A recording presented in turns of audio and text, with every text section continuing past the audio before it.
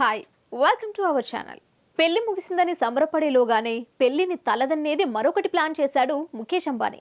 5,000 కోట్లు ఖర్చు చేయడానికి 3 సార్లు పెళ్లి వేడుకలను నిర్వహించాడు. కానీ ఈసారి ఒక్క పెళ్లి అనంతర వేడుకలకే అతడు ఏకంగా 5,000 కోట్లు లేదా అంతకు మించి ఖర్చు చేసేందుకు తెరతీశాడని ఇప్పుడు కామెంట్లు వినిపిస్తున్నాయి.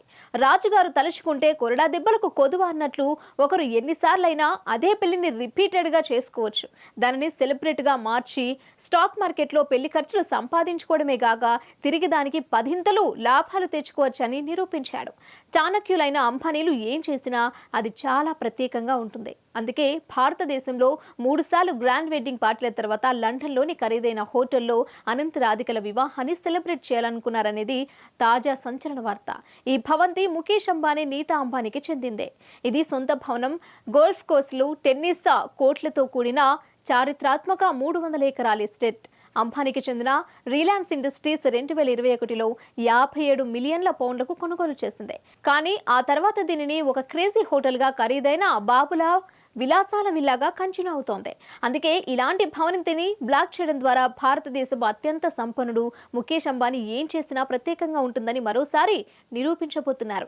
దానికి వేడుకను సిద్ధం చేసుకున్నారు. లండన్లోని ప్రతిష్టాత్మక స్టాక్ మార్కెట్ హోటల్ను 2 నెలలకు బుక్ చేసుకోవడం ద్వారా అంబానీలు మరోసారి ప్రపంచం దృష్టిని ఆకర్షించారు. జూలై 12న ముంబైలో జరిగిన పెళ్లి తర్వాత అనంత రాధిక మర్చెంట్లు మరోసారి ఘనమైన వివాహాన్ని జరుపుకోవడానికి విలాసవంతమైన బుకింగ్ ఇది అని విశ్లేషిస్తున్నారు. ముఖేష్, నీతా అంబానీల చిన్న కుమారుడు అనంత్ తన చిరకాల ప్రేమికురాలైన రాధిక మర్చెంట్తో పెళ్లి ఇంత సంబరంగా జరుపుకుంటాడని అతడు కూడా ఊహించి ఉండడు. ఇప్పటికే $500 మిలియన్ ఖర్చుతో వివాహ సంబరాలు ముగిశాయని అంతా భావించారు. కానీ ఇది మీడియాకి కూడా అంతుచిక్కని వ్యవహారంగా మారింది. ముంబైలో అంగరంగ వైభవంగా జరిగిన ఈ పెళ్లి వేడుకలు ముగింపు అని భావించారు. కానీ ఇప్పట్లో ఈ వేడుకలు మాత్రం ముగిసేలా లేవు. ది సన్ మ్యాగజైన్ వివరాల ప్రకారం లండన్లోని బంకింగ్హామ్ షైర్లోని 7 స్టార్ స్టోక్ పార్క్ హోటల్లో వివాహానంతర వేడుకలు కొనసాగనున్నాయి. సెప్టెంబర్ వరకు హోటల్ మొత్తాన్ని బుక్ చేయాలని ముఖేష్ అంబానీ తీసుకున్న నిర్ణయం తీవ్ర సంచలనంగా మారింది. భవనం, గోల్ఫ్ కోర్సులు, టెన్నిస్ కోర్టులతో కూడిన చారిత్రాత్మక 300 ఎకరాల ఎస్టేట్ను అంబానీకి చెందిన రిలయన్స్ ఇండస్ట్రీస్ కొనుగోలు చేసింది. పునర్నిర్మాణం తర్వాత ఎస్టేట్ ప్రజలు ప్రవేశించకుండా మూసివేశారు. కానీ అంబానీ కుటుంబం కోసం మాత్రమే దీనిని తెరిచారు. దీంతో స్థానిక కౌన్సిల్ కమ్యూనిటీ సభ్యుల్లో ఉద్రిక్తతలు తలెత్తాయి. ఇప్పుడు ఆ ఘర్షణలు మరింత పెంచేందుకన్నట్లు ముఖేష్ అంబానీ వివాహ వేడుకల కోసం ప్రత్యేకంగా హోటల్ను బుక్ చేసుకున్నారు. ఈ కాలంలో దాదాపు 850 మంది గోల్ఫ్ క్లబ్ సభ్యులు క్లబ్కు దూరంగా ఉండాలని కోరారు.